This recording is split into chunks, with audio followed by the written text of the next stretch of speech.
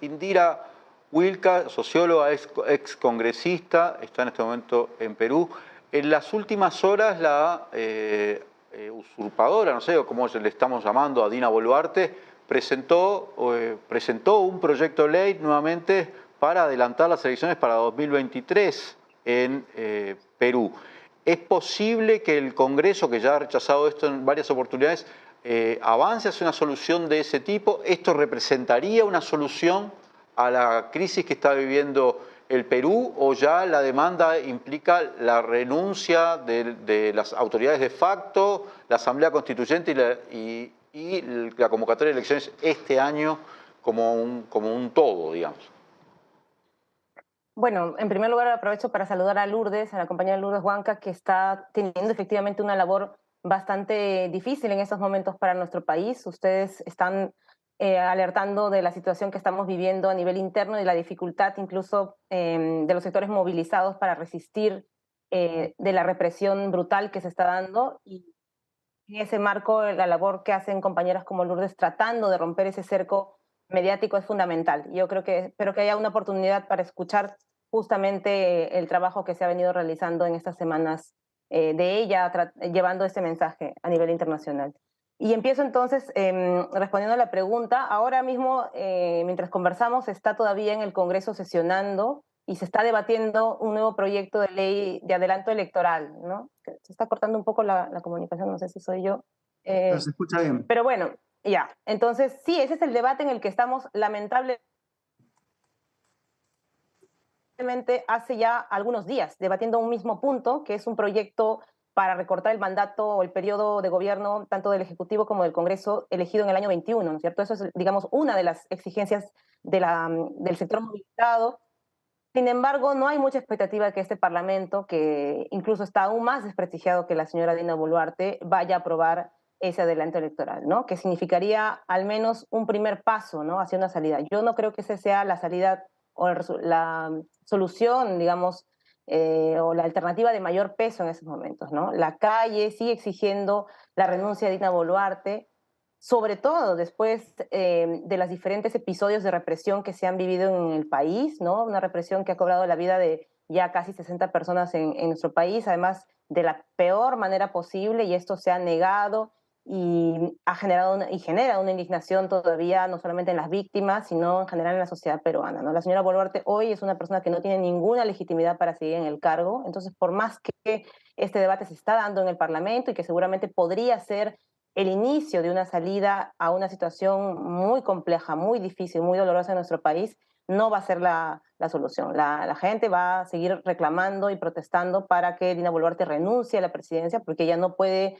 estar, digamos, un día más al frente de este cargo tan importante en nuestro país, y ella no puede ser, ni mucho menos, quien conduzca un proceso de transición a una nueva elección en el Perú. Entonces, yo creo que esa es un poco la temperatura con la cual se está debatiendo también ese tema en el Congreso. Y como les digo, sin mucha expectativa. De hecho, los congresistas han ido postergando el mismo punto de debate, ya apelando, como decimos aquí, a leguleyadas, ¿no? Para posponer algo que es muy sencillo. Es simplemente si se corta o no se corta el mandato, la gente exige que sea lo más pronto posible una nueva elección para el año 2023. Ellos inicialmente en diciembre del año pasado aprobaron la primera votación de la reforma constitucional para adelantar las elecciones, pero al año 2024, ¿no? Después de las movilizaciones que se dieron en este primer mes del año, pues retrocedieron porque las encuestas de opinión y la contundencia de las movilizaciones han mostrado que efectivamente la gente ha rechazado esa primera acción que tomaron, ¿no? Y han intentado de alguna manera corregir esto desde el Parlamento, pero hoy mismo están demostrando que no son capaces tampoco de ponerse de acuerdo. Es un Parlamento muy fragmentado, muy mediado por intereses no solamente partidarios o de bancada, sino también incluso personalísimos, ¿no? Y eso expresa también la profunda crisis de representación política que estamos viviendo hoy en nuestro país. Indira, muchas gracias por estar aquí. Una pregunta, una duda que tengo ya desde hace un tiempo, a lo mejor es muy naif preguntarlo, pero seguramente lo sabrás explicar. De la misma forma de la que el Parlamento le estaba planteando moción de vacancia a los últimos varios presidentes de Perú. ¿No podría ahora darse una situación en la que ciertas fuerzas hagan lo mismo con Dina Boluarte? Por supuesto, y en este caso yo creo que, a diferencia de situaciones anteriores, estaría plenamente justificado. Ya hay una moción de vacancia presentada contra Dina Boluarte, pero claro, el asunto sigue siendo de números, ¿no? Las, digamos, mociones de vacancia se aprueban finalmente con 87 votos, ¿no? El Perú tiene un parlamento unicameral de solo 130 congresistas, entonces es un número bastante alto y requeriría un cierto, digamos, acuerdo mayoritario que hoy no hay respecto a la permanencia o la salida de la señora Boluarte. La derecha parlamentaria, que es mayoritaria, sostiene todavía a Dina Boluarte en este punto, ¿no? No creo que la vayan a sostener tampoco mucho tiempo, pero hoy todavía tiene un respaldo en ese Congreso. Entonces, por más que ya la moción está presentada, y yo creo que la justificación, además política, está totalmente pues, válida, ¿no? Porque estamos hablando de una persona que ha sido responsable de la muerte de más de 50 peruanos, que eso es algo que no hemos visto en un tiempo tan corto. Eso nos trae pues a la memoria a momentos también donde hemos vivido situaciones de violencia política desde el Estado, pero nunca en esa magnitud, nunca en un tiempo tan corto, nunca, digamos, con responsabilidades tan evidentes y comprobables, ¿no? Eso justificaría plenamente la vacancia de ella, pero es el Parlamento con esta mayoría de derecha quien todavía la respalda en eso y no va, digamos, no va a dejar todavía en el tiempo, en el plazo más inmediato, que ella salga por ese mecanismo. Indira, preguntarte por las movilizaciones. Ya estamos casi en 2 meses de las protestas. Uno puede ver que el gobierno, el Congreso, las Fuerzas Armadas tal vez apostaron a que iba a terminar produciéndose un desgaste producto de la represión militarizada, la cantidad de muertos. No ha pasado, por lo menos esto es lo que se ve de afuera. ¿Cómo explicás esa profundidad, masividad de quienes se movilizan, quiénes están movilizados? ¿Cómo se explica tanto tiempo en las calles aún con este nivel de represión? Sí, yo creo que hay que hacer un reconocimiento en particular a sectores movilizados que han desafiado la lógica con la cual se subestima justamente estas demandas en nuestro país, ¿no? Se decía inicialmente, claro, que las movilizaciones eran producto de la coordinación de algunos partidos políticos, ¿no? O de algunos liderazgos. Y lo que estamos viendo hoy, después de 2 meses de movilización, es que esto ha desbordado cualquier tipo de liderazgo político o de adhesión partidaria, que por supuesto la hay y también es legítima, pero lo que hay es mucho mayor que eso, ¿no? De hecho, las primeras o las últimas semanas de diciembre, las primeras semanas de enero, la movilización se centró en las regiones del sur del país, ¿no? Que son las regiones más empobrecidas, las regiones donde hay más recursos extractivos, que son los que sostienen el modelo económico en nuestro país.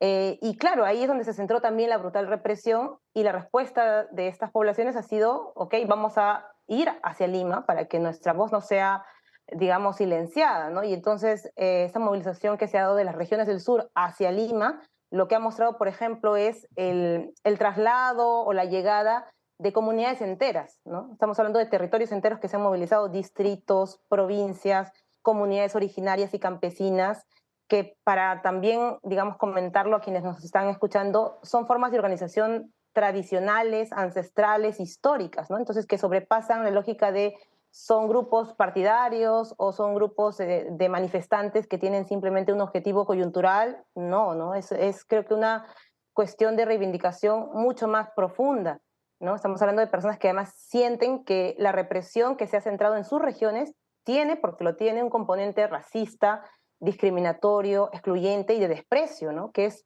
además algo que la propia Dina Boluarte ha repetido hasta el cansancio en todos sus mensajes presidenciales en este mes. Ella ha sido muy, muy locuaz, ¿no? En estas últimas semanas, refiriéndose a las regiones del sur del país y ha repetido barbaridades, o sea, ya ha entrado en esa lógica de repetir noticias falsas, ¿no? Por ejemplo, acusando a los manifestantes en Puno, que es una región emblemática del sur del país, diciendo que han ingresado ciudadanos bolivianos, ¿no? Y que ellos han sido los responsables de la masacre que ha habido, por ejemplo, en esa región, o repitiendo mentiras de políticos de ultraderecha de otros países, ¿no? Como de Bolivia y de Chile. Entonces, a ese nivel discursivo ha llegado ella y, por supuesto, esto ha indignado a estos sectores que entonces se han organizado como pocas veces se ve en nuestro país, ¿no? Perú tiene un tejido social bastante frágil, pero en el sí que se ha reactivado mucho esta organización tradicional de los pueblos originarios de nuestro país, y así es como han llegado a la ciudad, ¿no? Haciendo un trayecto además por tierra, ¿no? De todas estas regiones, soportando controles policiales excesivos, por ejemplo, en las carreteras, un hostigamiento tremendo, el allanamiento a locales donde se están hospedando estas delegaciones que han venido a movilizarse. Entonces estamos ante una situación, digamos, que ha, digamos, despertado todo tipo de mecanismos represivos, pero que también ha fortalecido, digamos, este ánimo de protesta y de resistencia que yo creo que muchos han subestimado desde el poder, ¿no? Tanto desde la policía como de la propia, o del propio ejecutivo. Indira, ¿cuál ha sido la actitud que han tomado los medios de comunicación del Perú?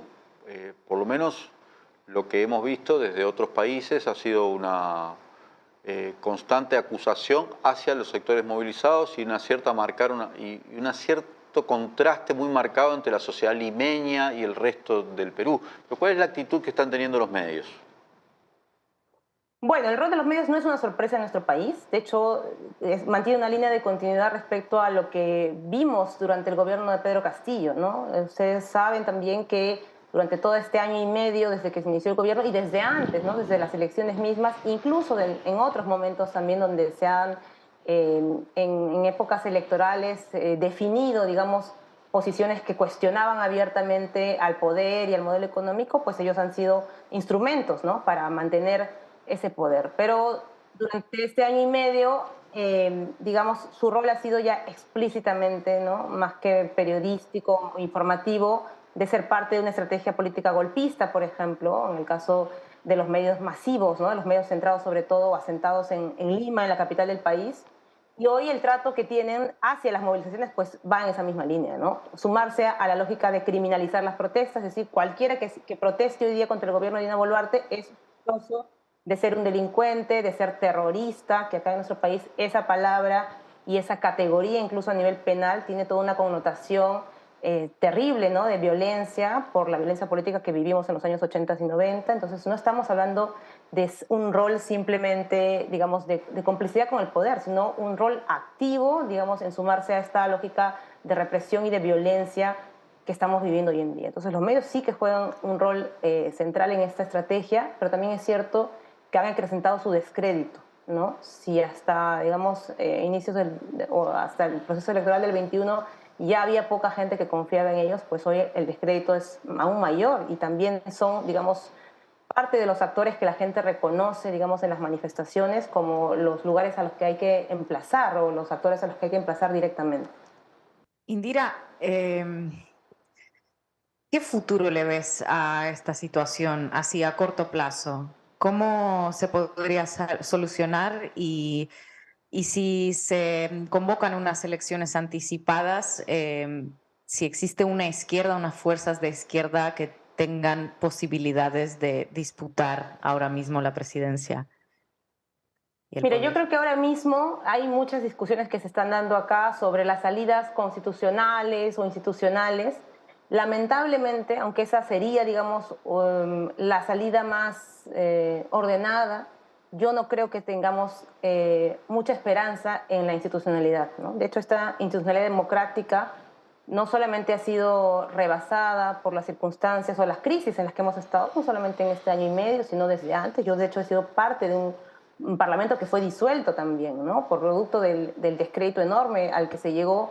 Pero hoy me parece que la expectativa está en la movilización social, en la movilización ciudadana, ¿no? Que no es una movilización que yo creo que vaya a disminuir. Es cierto que ahorita mismo lo que están teniendo que soportar las poblaciones movilizadas, sobre todo quienes han, digamos, asumido la vanguardia de este movimiento, ha sido la peor violencia que podemos imaginar, ¿no? Estamos hablando de situaciones en las que se ha disparado a la cabeza a manifestantes, al tórax. Esto no es el informe de parte de uno de los sectores que estamos ahora protestando, sino informes del Ministerio de Salud, de la Defensoría del Pueblo en nuestro país, que son instituciones autónomas del Estado, que hablan de decenas de manifestantes fallecidos por impactos de bala en la cabeza, en el tórax.